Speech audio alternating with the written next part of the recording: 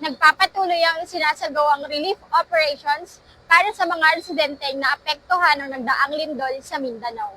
Ang Regional Maritime Unit 12 sa pamumuno ni Police Colonel Ervin Gladiu Provido at ang Jensen Maritime Police Station sa pangunguna ni Police Captain Ernesto A. Rabanera Jr., Station Chief, katuwang ang mga tauhan ng 5th Special Operations Unit ang naging bahagi ng paghahatid ng tulong ng Ashraf Full Aid Humanitarian Organization. Noong 29 taong kasalukuyan, ang mga relief goods ay inihanda at kinarga para sa agarang transportasyon patungong Glan, Sarangani Province upang maipamahagi sa mga residenteng naapektuhan ng kamakailang kalamidad. Napag-alaman na ilan lamang ito sa naging partisipasyon ng Jensen Marpsta at 5th Special Operations Unit para sa paghahatid ng agarang tulong sa mga biktima ng kalamidad sa rehiyon. Muli, pinatunayan ang pagtutulungan ng Philippine National Police at ng Ashraf Full Aid Humanitarian Organization na sa oras ng kalamidad, ang mabilis na pagkilos at malasakit ay nagiging daan upang maihatid ang pag-asa sa mga higit na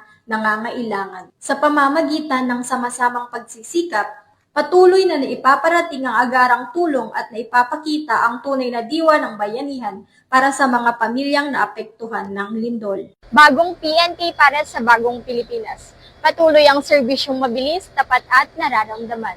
Mula rito sa Regional Maritime Unit 12, General Santos City Maritime Police Station, ako po ang inyong PNN correspondent, Patrolwoman Moriel Lizulugmao, alagad ng batas, taga-taguyod ng Balitang Pulis.